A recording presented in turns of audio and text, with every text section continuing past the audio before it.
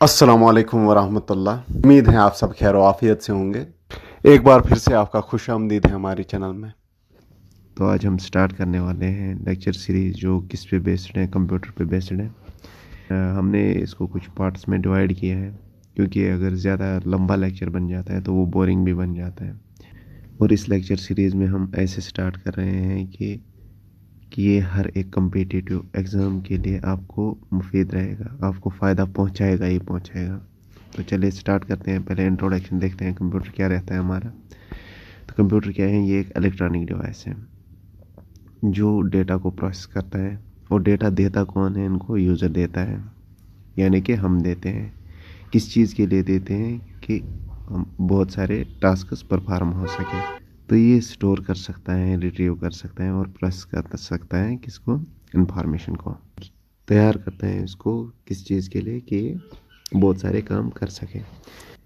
Sorry, ये मैंने repeat किया है तो इसको आप इग्नोर ही कर दीजिए। तो उसके बाद अगर देखा जाए, मतलब सिंपली अगर कंप्यूटर का देखा जाए तो ये एक ऐसा डिवाइस है, ऐसा इलेक्ट्रॉनिक डिवाइस है जिसको हम यहाँ से डेटा देते हैं।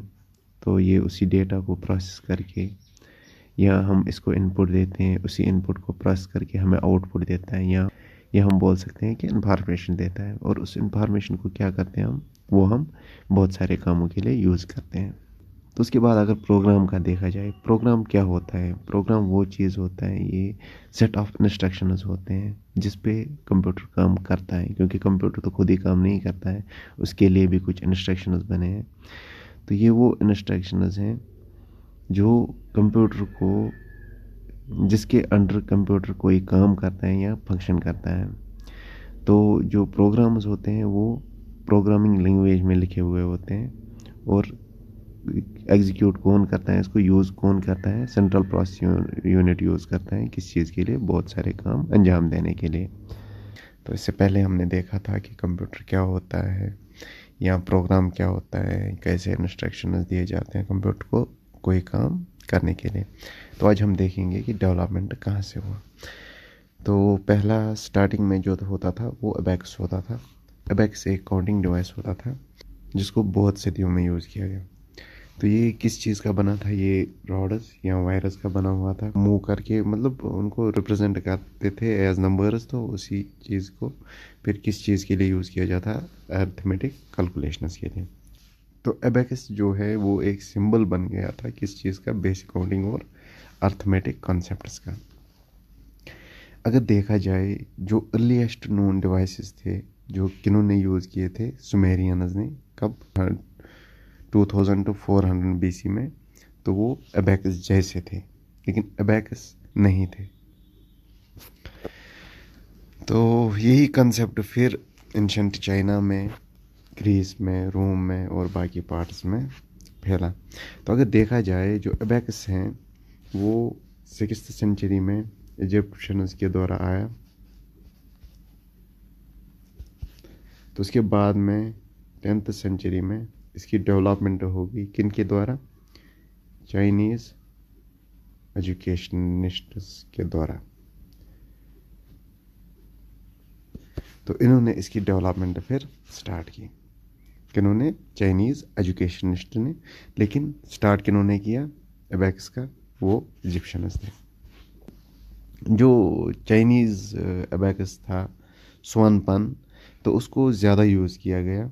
और जैसा कि हमने पहले ही देखा कि ये कहाँ से कॉन्सेप्ट आया अबैकस का? वो इजिप्ट से आया, फिर चाइना ने इसको डेवलप किया। तो ऐसे ही स्वनपन उन्होंने बनाया जो बहुत ही ज़्यादा यूज़ किया गया।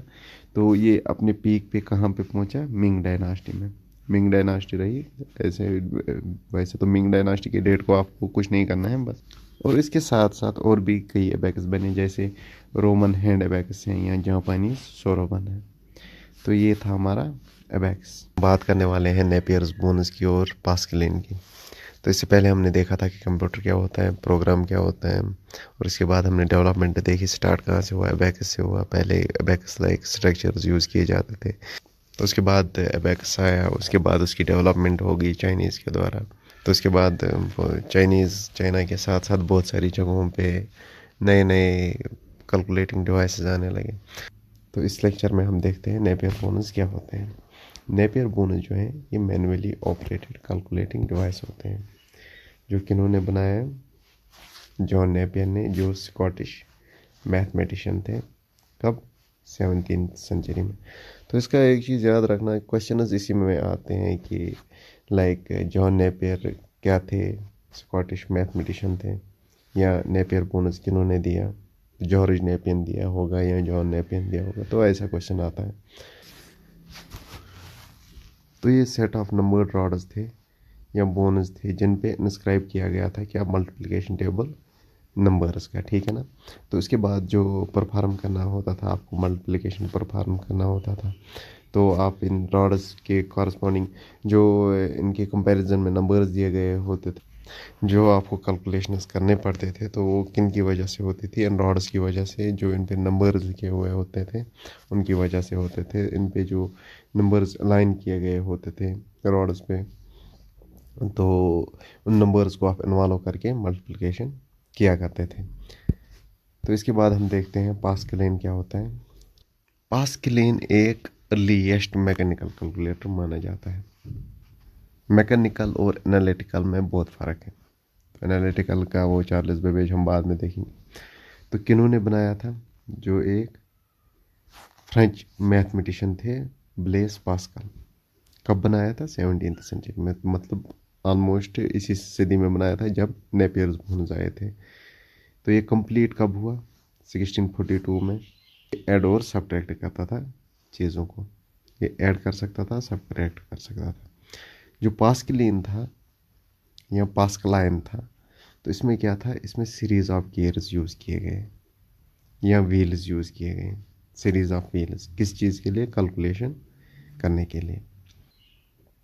हर एक व्हील पे एक डिजिट लिखा हुआ होता था या एक डिजिट उसको रिप्रेजेंट करता था।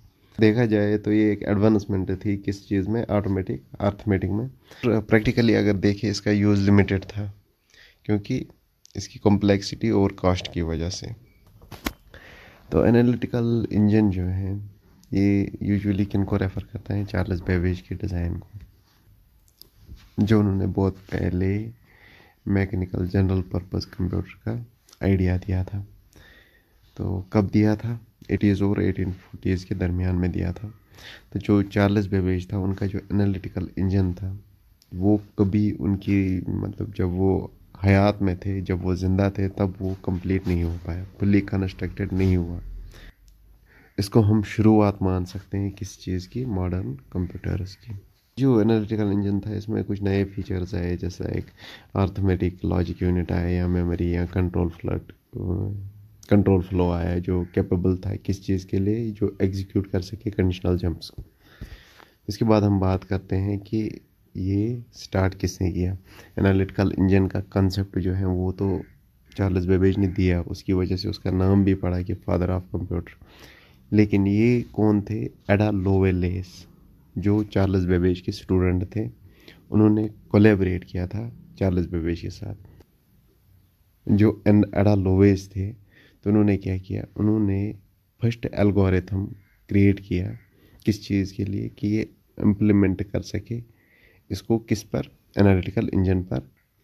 तो अगर आप ऐसे क्वेश्चन आता है कि दुनिया का फर्स्ट प्रोग्रामर कौन है कंप्यूटर का, तो कौन है? एडा लोवेलेस। जो हमारे आजकल के डिजिटल कंप्यूटर्स हम यूज़ करते हैं, तो उनका कंसेप्ट, उनको ग्राउंड किसने दिया? वो इसी एनालिटिकल इंजन ने दिया, जो चार्ल्स बेबेज ने आइडिया दिया था, लेकिन वो उनकी लाइफ में ये कंप्लीट नहीं हो पाया। अब तो हमें पता भी है फर्स्ट प्रोग्रामर कौन बने? एडा लोवेलेस, जो ऊपर लिखा हुआ है। इसके आपको टेलीग्राम चैनल पे नोट्स मिल जाएंगे। तो चार्ल्स बेबेज जो है, ये हमें पता ही है, फादर ऑफ कंप्यूटर माना जाता है इनको। तो जो चार्ल्स बेबेज थे, इनका फर्स्ट मेजर डिज़ाइन जो था वो डिफरेंस इंजन था, जो एक मैकेनिकल डिवाइस था। किस चीज़ के लिए ये बनाया गया था? कि ये कैलकुलेट इन चीज़ों को, पॉलिनोमियल फंक्शंस को। इससे पहले बात हुई थी, इससे पहले के लेक्चर में बात हुई थी एनालिटिकल इंजन की। तो अब हम बात करने जा रहे हैं टेबलेटिंग मशीन की। तो टेबलेटिंग मशीन जो है, इनको इन्वेंट कौन करता है? इनको इन्वेंट करता है हरमन होलीरेथ। एक की एडवांसमेंट रहता है किस में? अर्ली डेटा प्रोसेसिंग टेक्नोलॉजी में। तो यहाँ पे हम देखेंगे कुछ की पॉइंट्स हमने यहाँ पे ऐड किए हुए हैं, जिसमें पहला सा है पंचिंग कार्ड्स। पंचिंग कार्ड्स अगर हम आगे देखेंगे वो फर्स्ट जनरेशन में हमने यूज़ भी किया है।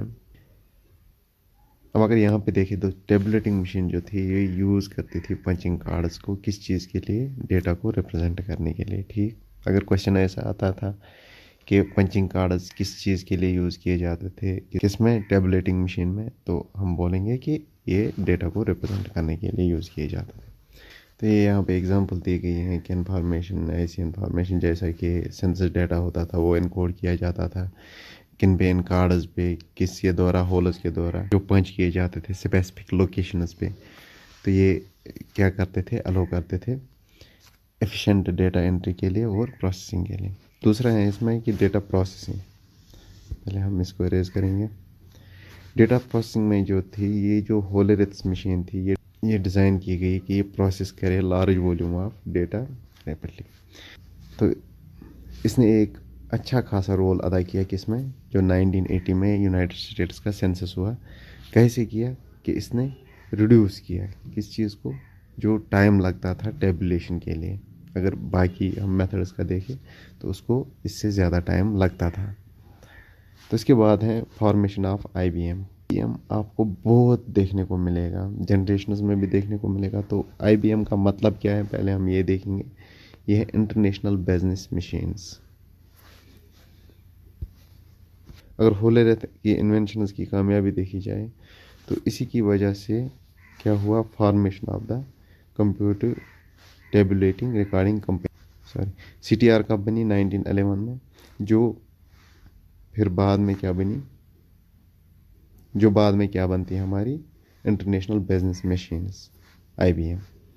तो IBM का बहुत जिक्र रहने वाला है आगे। अगर फर्स्ट मैकेनिकल कंप्यूटर की बात की जाए तो वो किन को दिया जाता है, जो डिज़ाइन दिया गया था चार्ल्स बेबेज के द्वारा। लेकिन ये होवार्ड इकिन थे जिन्होंने डेवलप किया फर्स्ट मैकेनिकल कंप्यूटर को, जिसका नाम मार्क 1 है। कब, 1937 में। तो अब कुछ कंप्यूटर्स की बात करें हम जिनका पढ़ना थोड़ा अहम रहता है, अगर एग्ज़ाम की माने तो उसके लिए ठीक ठाक रहता है। तो उसमें पहला ENIAC आता है, ENIAC 1। तो इसका फुल फॉर्म क्या है, electronic numerical integrator and computer 1। तो 1 ऐसे ही रहता है। ये क्या होता है, ये फर्स्ट वर्जन रहता है ENIAC कंप्यूटर्स का। और ये क्या होता है, ये वर्ल्ड फर्स्ट इलेक्ट्रॉनिक कंप्यूटर होता है जो किन्होंने बनाया था, एक तो JP इकार्ट ने बनाया था और जॉन मोशले ने बनाया था। कब, सेकंड वर्ल्ड वॉर के टाइम पे। कहाँ पे बनाया गया था, university of Pennsylvania Moore school of electrical engineering. जो ENIAC 1 था इसको प्रोग्राम कैसे किया गया, इसमें यूज़ किए गए बहुत सारे प्लग बोर्ड्स और स्विचेस। जो ENIAC 1 था इसमें क्या हुआ, इसमें 17,000 से ज़्यादा वैक्यूम ट्यूब्स किस चीज़ के लिए यूज़ किए गए, इलेक्ट्रॉनिक प्रोसेसिंग के लिए। तो प्राइमरी पर्पस था ENIAC 1 का वो क्या था कि ये परफॉर्म कर सके कॉम्प्लेक्स कैलकुलेशंस, वैसे इंक्लूड ये भी कर सकते हैं कि आर्टली फायरिंग टेबल्स। तो उसके बाद एडवैक है, एडवैक इसके बाद में आता है। तो एडवैक क्या है, electronic discrete variable automatic computer. जो अर्लीस्ट स्टोर्ड प्रोग्राम कंप्यूटर्स थे और सक्सेसर किसका था, ENIAC का था। मतलब ENIAC के बाद में आ गया ये। अगर डेवलपमेंट की बात की जाए, जो एडवैक है ये किन्होंने प्रपोज किया, जॉन वॉन न्यूमैन। ये एक हंगेरियन अमेरिकन मैथमेटिशियन थे। कब, 1940s के मिड में। जो डिज़ाइन था वो किस पे बेस था, वो बेस था स्टोर प्रोग्राम कॉन्सेप्ट, जो क्या अलो करता था इंस्ट्रक्शंस को और डेटा स्टोर करने को कंप्यूटर में। दूसरी चीज़ इसमें देखिए, स्टोर प्रोग्राम देखिए, इसमें जो एडवैक था इसने इंट्रोड्यूस किया स्टोर प्रोग्राम किस में, कंप्यूटर में। ये आइडिया लेके आया स्टोर प्रोग्राम कंप्यूटर। ठीक, तो उसमें क्या होता है, स्टोर प्रोग्राम कंप्यूटर में क्या होता है कि बोथ इंस्ट्रक्शंस और डेटा जो है वो स्टोर किए जाते हैं ए सेम मेमोरी यूनिट में। तो ये आर्किटेक्चर जो है ये क्या बन गया, फंडामेंटल प्रिंसिपल जो मॉडर्न कंप्यूटर्स है। जो आजकल हम कंप्यूटर्स यूज़ करते हैं। जो एडवैक था इसने बाइनरी सिस्टम यूज़ किया। बाइनरी सिस्टम हम आगे पढ़ेंगे, बाइनरी सिस्टम क्या होता है, किस चीज़ के लिए, रिप्रेजेंटेशन के लिए या प्रोसेसिंग इंफॉर्मेशन के लिए, किन चीज़ों में, किस फार्म में, बाइनरी डिजिट्स के फार्म में या बिट्स हम उनको बोलते हैं। तो ये ऑपरेशनल कब बना, 1951 में, जब किसकी कंप्लीशन हुई थी, किसके कंस्ट्रक्शन की कंप्लीशन हुई थी, इंस्टीट्यूट फॉर एडवांस्ड स्टडी, कहाँ पे, प्राइस्टन न्यू जर्सी में। तो अब हम बात करते हैं कैरेक्टरिस्टिक्स की, जिसमें पहला आता है वर्सिटिलिटी। तो इसमें क्या होता है, कंप्यूटर बहुत सारे काम एक साथ में कर सकता है, चाहे वो सिंपल कैलकुलेशंस हो, चाहे वो कॉम्प्लेक्स स्टिमुलेशंस हो, मतलब कुछ भी कर सकता है, चाहे आसान हो चाहे मुश्किल हो, ये कर सकता है। तो उसके बाद हम स्पीड देखते हैं। स्पीड इसकी बहुत ज़्यादा होती है कि यहाँ पे इन्होंने एग्जांपल दिया है, ये मिलियंस और बिलियंस ऑफ ऑपरेशंस कर सकता है सिर्फ एक ही सेकंड में। तो खुद सोचिए स्पीड क्या रहती होगी। तो उसके बाद एक्यूरेसी आती है, बहुत ही एक्यूरेट इंफॉर्मेशन देता है। जब हम डेटा के साथ छेड़खानी ना करें तो ये हमें एक्यूरेट इंफॉर्मेशन भी देगा। तो उसके बाद स्टोरेज है, ये स्टोर करता है डेटा को, या तो हमें हेल्प करता है रिट्रीव करने में, डेटा रिट्रीव करने में या मैनिपुलेट करने में। तो ऑटोमेशन है, ये खुद ही अपने काम करता है, जो हमने इसको सेट ऑफ इंस्ट्रक्शन दिए होते हैं ये अपने काम खुद ही करता है। किन के द्वारा, कि इसमें ऑलरेडी सेट ऑफ इंस्ट्रक्शन दिए होते हैं, तो ये उन्हीं को यूज़ करके, यूटिलाइज करके अपना काम अंजाम देता है। तो इसके बाद डिलीजेंस आता है कि ये हमारी तरह नहीं है, ये बोर नहीं होता है, ये थकता नहीं है, ये कंटिन्यूसली काम कर सकता है, फोकस इसका लूज नहीं हो सकता। तो उसके बाद आता है मेमोरी। वोलेटाइल भी, नॉन वोलेटाइल मेमोरी भी होती हैं, दोनों तरह की मेमोरी होती हैं, जो इसको किस में हेल्प करते हैं, स्टोर डेटा करने में। किस चीज़ के लिए, कि ये लॉन्ग टाइम के लिए रह सके, जब भी हमें यूज़ पड़े हम इसको यूज़ कर सकते हैं। प्रोसेसिंग पावर, इसमें सीपीयू होता है, सेंट्रल प्रोसेसिंग यूनिट, जो क्या करता है, जो प्रोसेस करता है। जब हम इसको डेटा देते हैं तो उस डेटा को प्रोसेस करके ये फिर हमें इंफॉर्मेशन प्रोवाइड करता है। तो प्रोसेस कहाँ से स्टार्ट होता है, ये सीपीयू से ही स्टार्ट होता है, क्योंकि नाम में ही लिखा है सेंट्रल प्रोसेसिंग यूनिट। जो मॉडर्न सीपीयूज होते हैं ये हाईली पावरफुल होते हैं और बहुत सारी कैलकुलेशंस कर सकते हैं, चाहे वो आसान हो या मुश्किल हो। तो उसके बाद कनेक्टिविटी है, कि ये बहुत सारे नेटवर्क इसके साथ कनेक्ट हो सकता है। डिपेंड्स कि आप कौन सा नेटवर्क यूज़ करते हो, आप लैन यूज़ करते हो, वैन करते हो या मैन करते हो, तो वो हम आगे देखेंगे, लैन, वैन, मैन ये क्या होता है। तो उसके बाद प्रोग्रामेबिलिटी, तो ये पता ही है कि इसमें प्रोग्राम्स इंस्टॉल किए गए होते हैं जो इसमें एज इंस्ट्रक्शंस काम करते हैं और इसको हेल्प करते हैं कि ये प्रोग्राम्स यूटिलाइज करके हमें काम अंजाम दे। तो ये था कैरेक्टरिस्टिक्स। इंशाल्लाह इस सीरीज़ के बाद हम नई सीरीज़ की शुरुआत करेंगे, तो तब तक के लिए आप प्रिपरेशन करते रहिए। इंशाल्लाह मिलते हैं। अल्लाह हाफ़िज़।